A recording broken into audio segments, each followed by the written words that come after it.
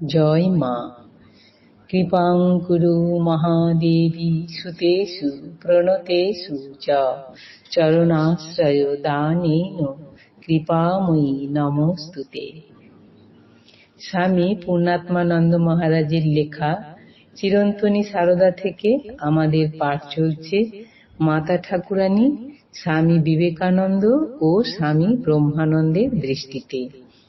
আজ 10ম দিন পাঠ চলছে। গতদিন আমরা পাঠ করেছিলাম স্বামীজি ভারতবর্ষের নারীদের জন্য একটি মঠ স্থাপন করতে চাইছেন। আমেরিকা থেকে ভারতবর্ষে ফিরে এসেও এই চিন্তা স্বামীজিকে আচ্ছন্ন করে রেখেছিল।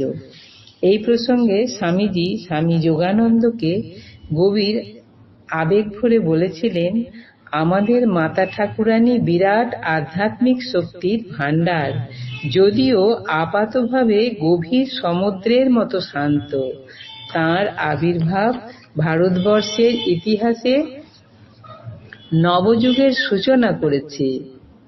আজকের পাঠ, যে আদর্শকে তিনি জীবনে উপলব্ধি করেছেন, যার প্রকাশ তিনি করেছেন, তা কেবল ভারতীয় নারীদেরই মুক্তি দেবে না, পরন্তু সমস্ত পৃথিবীর নারীদের মন ও হৃদয়ে প্রবেশ করে তাদের প্রভাবিত করবে।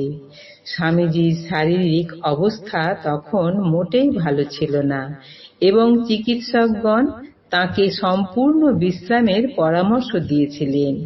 কিন্তু ওই চিন্তা স্বামীজিকে এমনভাবে আবিষ্ট করে রেখেছিল যে তা বাস্তবায়িত করার পথে যে কোনো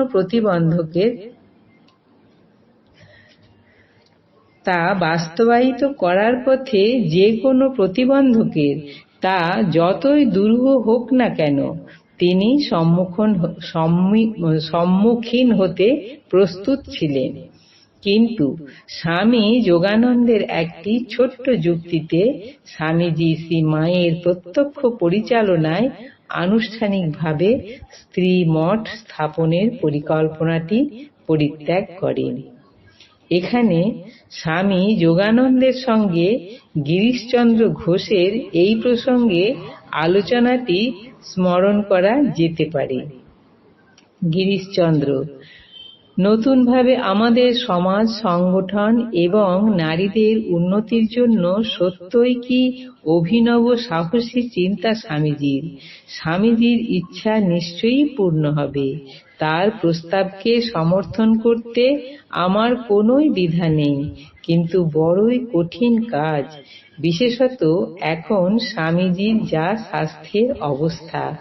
বর্তমানে তাকে এই দুরূহ দায়িত্ব গ্রহণ করার জন্য পরামর্শ দেওয়াটা কতদূর সঙ্গত জানি না। অবশ্য তিনি আমাদের যা করতে বলবেন বিনা দ্বিধায় আমরা তা করব, কিন্তু তাঁর স্বাস্থ্যের অবনতির জন্য আমরা সকলেই উদ্বিগ্ন। ডাক্তারেরা তো সম্পূর্ণ বিশ্রাম নিতেই পরামর্শ দিয়েছেন। স্বামী যোগানন্দ, সমাজ এবং মানুষের উন্নতির জন্য যা করা উচিত বলে সে মনে করে, দৈহিক অসুস্থতা বা অন্য কোনো বাধা তা থেকে তাকে নিরুৎসাহ বা নিবৃত্ত করতে পারবে না। স্বাস্থ্যের এই বর্তমান অবস্থাতেও এছাড়া তার মাথায় অন্য কোনো চিন্তা নেই।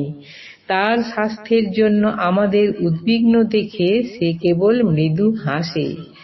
স্ত্রীমঠ শুরু করার বিষয়ে তার সকল পরিকল্পনার কথা শোনার পর তাকে বললাম, সমাজের বৃহত্তর কল্যাণের জন্য যা কিছু করা প্রয়োজন মনে করছো তাই করো, কিন্তু দোহাই, মাকে এখনই জনসাধারণের সামনে তুলে ধরো না।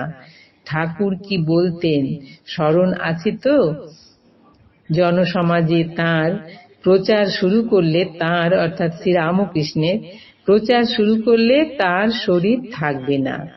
একই কথা মায়ের ক্ষেত্রেও প্রযোজ্য। আমি তাই হাবিজাবি সকলকে মায়ের সঙ্গে সাক্ষাৎ করতে, অন্তত দর্শনকালে তার পাদস্পর্শ করতে দিই না। আমি চাই শুদ্ধ স্বভাব আন্তরিক ভক্তেরাই তাঁর দর্শন পাক। তাই তোমাকে অনুরোধ করছি, মাকে এখন ব্যস্ত করো না। তুমি এখন অন্য পবিত্র চরিত্র, উচ্চ আধ্যাত্মিক ভাব সম্পন্ন মেয়েদের নিয়ে স্ত্রী মঠের কাজ আরম্ভ করতে পারো, যারা জ্ঞান কর্মের বিভিন্ন ধারায় নিষ্ণাত, পুরুষদের বা সাধুদের সাহায্য না নিয়েও যারা সংঘ চালাতে সমর্থ। আমার কথা শেষ হওয়া মাত্র স্বামীজি আমাকে প্রাণ থেকে ধন্যবাদ দিয়ে সহাস্যে বললেন, মন্ত্রী, তুই আমাকে উপযুক্ত পরামর্শ দিয়েছিস। ঠাকুরের সতর্ক বাণীকে মনে করিয়ে ভালোই করেছিস। আমি মাকে ব্যস্ত করব না। তাঁর অভিপ্রায় তিনিই ভালো জানেন, তাকে তিনিই সিদ্ধ করবেন। সেখানে কথা বলবার আমরা কে? তার আশীর্বাদে আমরা সব কিছু সমাধা করব। তার আশীর্বাদের শক্তি আমি দেখেছি, অনুভব করেছি, তার আশীর্বাদের অলৌকিক শক্তি। এই বিবরণটি শ্রী মাকে স্বামীজি কি দৃষ্টিতে দেখতেন তার একটি সুস্পষ্ট আলেখ্য উন্মোচন করে দিয়েছে। আজ এই পর্যন্তই।